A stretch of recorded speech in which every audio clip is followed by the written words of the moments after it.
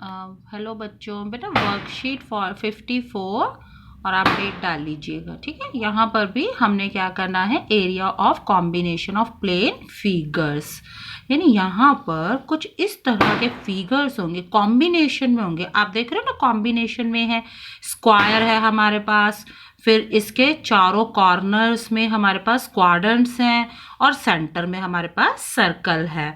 और plane figure कौन सी होती हैं, जिन्हें आप पेपर पे ड्रॉ कर सकते हैं। तो ये हमारी हो गई figure, combination of figures, and we have to find the area of the shaded part. तो बच्चे आपने यहाँ पर कुछ जो है वो हमें डायमेंशंस दिए हुए हैं। डायमेंशंस क्या दिए हुए, हमारे स्क्वायर है, उसकी साइड है हमारी 4 सेंटीमीटर। ये जो स्क्वायर है ये 4 सेंटीमीटर का है, और एक क्वाड्रेंट है, बीच में एक सर्कल है। क्वाड्रेंट वाले जो ये है क्वाड्रेंट्स, इनकी रेडियस है 1 सेंटीमीटर ईच, इसकी भी रेडियस है 1 सेंटीमीटर। ये चारों इक्वल रेडियाई के हैं, यानी हर किसी की रेडियस 1 1 1 ईच है। और यहाँ सेंटर में जो है ना, उसका डायामीटर 2 दिया हुआ है। डायामीटर मीन्स इसकी रेडियस भी 1 सेंटीमीटर है। ठीक है, तो you have to find the area of this shaded part. मैंने तो यहाँ पर कलर कर दिया ताकि आप और अच्छे से क्लियर हो जाए।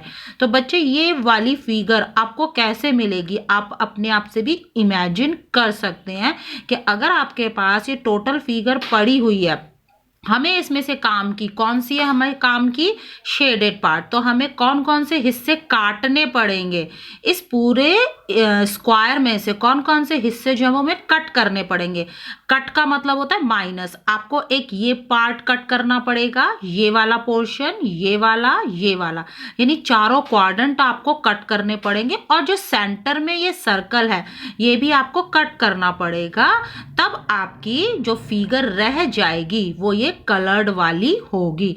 इट मीन्स कि area of this coloured part is equal to area of square minus area of 4 quadrants minus area of circle in centre. अगर आप ये लिख के आते हैं, जस्ट यही वाली लाइन देखो, area of remaining portion is equal to area of square minus area of 4 quadrants minus area of middle circle. अगर आप ये भी लिख कर आते तो बच्चे आपके 1 मार्क होता है इसका, क्योंकि ये बहुत इंपॉर्टेंट पार्ट है। अब आपको बारी बारी से सब निकाल लेने, आपको यहाँ पर एरिया ऑफ स्क्वायर निकाल लेना है, एरिया ऑफ 4 क्वाड्रेंट्स निकाल लेने हैं, एरिया ऑफ मिडल सर्कल निकाल लेना है। तो एरिया ऑफ स्क्वायर हम देख रहे हैं साइड मल्टीप्लाई साइड, यानी 4 multiply 4। Area of 4 quadrant, 4 quadrants हैं, 4 है, इसलिए 4 से मल्टीप्लाई किया, और ये है हमारा एरिया ऑफ 1 क्वाड्रेंट। 1/4 होता है ये सर्कल का, इसलिए 1/4 लगा हुआ है। ठीक है, आर की वैल्यू, रेडियस हमें दिया हुआ है 1 सेंटीमीटर ईच।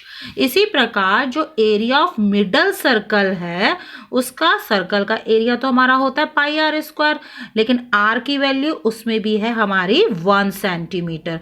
तो आपने यहाँ पर सॉल्व कर लिया, तो क्या आया, एरिया ऑफ स्क्वायर आया 16, एरिया ऑफ 4 क्वाड्रेंट आया 22/7, एरिया ऑफ मिडल सर्कल आया 22/7। तो जब हम स्क्वायर में से ये चारों क्वाड्रेंट को माइनस करेंगे और मिडल वाले सर्कल को माइनस करेंगे, then you will get the area of shaded part. Next question पे मूव कर लेते हैं। इस प्रकार से एक स्क्वायर शेप का एक हमारे पास रुमाल है, उसके अंदर ऐसे सर्कुलर डिजाइन्स बने हुए हैं।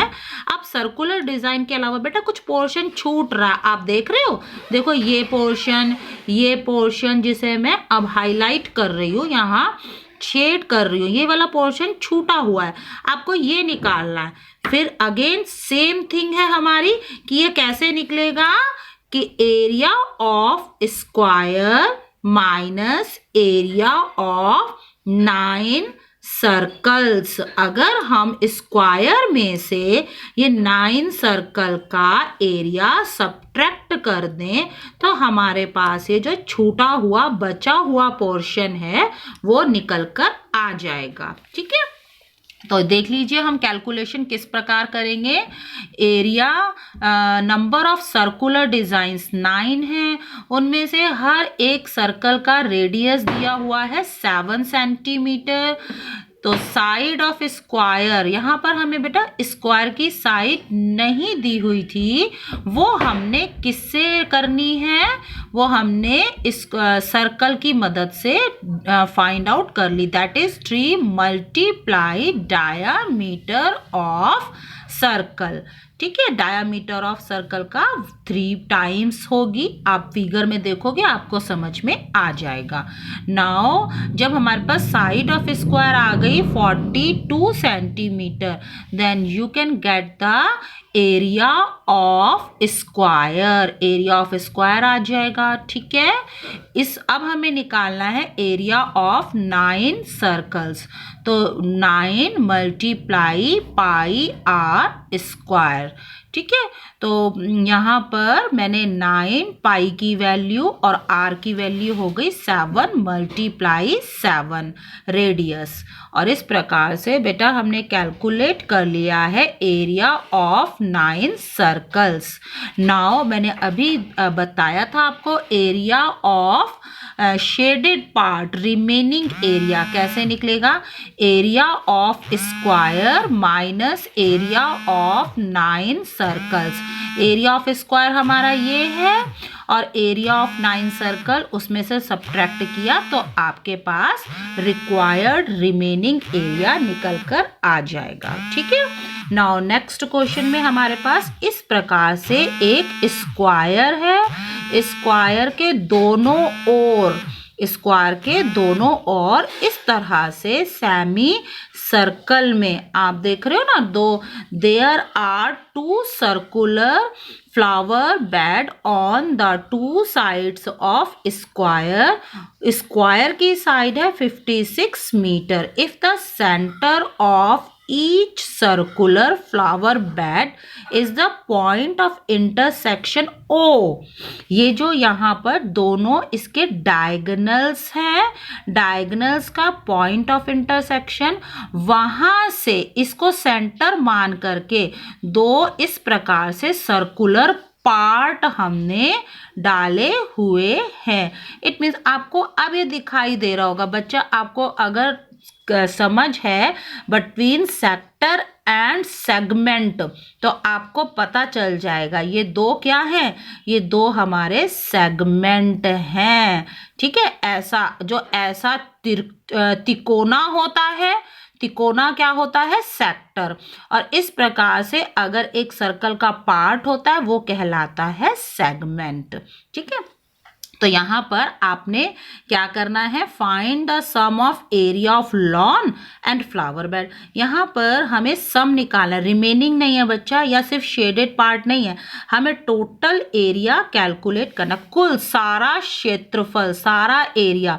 तो सारे में क्या क्या इंक्लूड हो जाएगा आप देखोगे ध्यान से, area of square plus area of 2 segment. आप नोटिस कर रहे हो यहाँ पर प्लस बोला है मैंने, माइनस नहीं बोला है क्योंकि यहाँ पर सम था।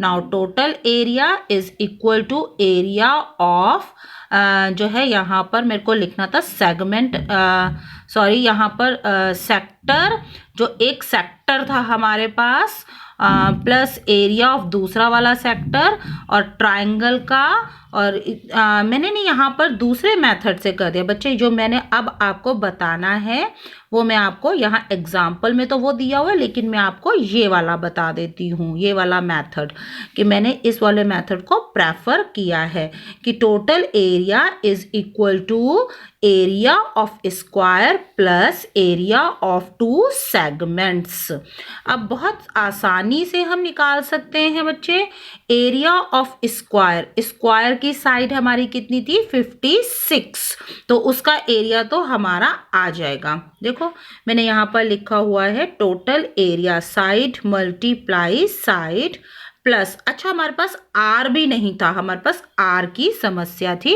रेडियस नहीं था। रेडियस ये वाला बेटा, आप गौर कर रहे हो, ये वाला रेडियस। तो रेडियस के लिए मैंने क्या किया, एक ट्राइंगल हमने सेलेक्ट कर लिया, ये ट्राइंगल, और इसमें क्या है, ये राइट एंगल ट्राइंगल होगा, और इसमें हमें जो है वो ये साइड तो दी हुई है 56, ये हमारा हाइपोटेन्यूज है 56, इसे हम आर मान लें, इसे हम आर मान लें, तो हमारा क्या हो जाएगा, 56 square is equal to r square plus r square. तो वहां से हमारा देखो, मैंने यहाँ कैलकुलेट भी किया हुआ है, आपका आर निकल कर आ जाएगा। तो चाहे तो आप इस वाले मेथड से कर लेना, आप इस वीडियो को देखोगे आपको समझ में आ जाएगा। तो या तो आप इससे कर लेना, या जो आपकी वर्कशीट में आया हुआ है आप उस मेथड से भी कर सकते हैं, ठीक है। नाउ ट्राई दीज वाले हैं, इन्हें थोड़ा सा अच्छे से देख लें बेटा। फिलअप्स है हमारे, एरिया ऑफ सेक्टर उसका formula, next area of quadrant उसका formula, next area of segment उसका भी हमारे पास फॉर्मूला यहाँ पर हमें लिखना था, तो वो हमने लिख दिया है, ठीक है। नाउ नेक्स्ट क्वेश्चन, जो हमारा क्वेश्चन है प्लेन फिगर्स वाला, इस प्रकार की एक फिगर दी हुई है और आपने ये शेडेड पार्ट निकालना है। बहुत सिंपल है ना, आपको कुछ ध्यान आ रहा है, ये सब एक्स्ट्रा पार्ट है, हमें इस एक्स्ट्रा पार्ट की तो जरूरत ही नहीं है। हमारा जो शेडेड पार्ट है, जो कलर्ड पार्ट है, वो कैसे निकलेगा, area of square minus area of 4 quadrant. Area of square में से ये 4 जो ये क्वाड्रेंट्स हैं, इनको काट दें, अलग कर दें, then we are left with area of coloured part. और वही लिखा हुआ है बेटा मैंने, area of shaded part, area of square minus area of 4 quadrant. तो एरिया ऑफ स्क्वायर हमारा हो गया 28 मल्टीप्लाई 28, ये हमें वैल्यू दी हुई थी, ठीक है, माइनस एरिया ऑफ क्वाड्रेंट, ये हाफ हाफ करके उसके आधे आधे किए हुए थे, इसलिए हमारी रेडियस हो गई 14 मल्टीप्लाई 14। आप ये वैल्यूज बेटा ध्यान से देख लीजिएगा, ध्यान से पुट करनी है, और यहाँ पर मैंने आपके लिए छोड़ भी दिया है, इन दोनों को मल्टीप्लाई करके, फिर इन दोनों को मल्टीप्लाई करके इसमें से ये माइनस कर लोगे, you will get the answer. Next वाला भी बहुत इजी है।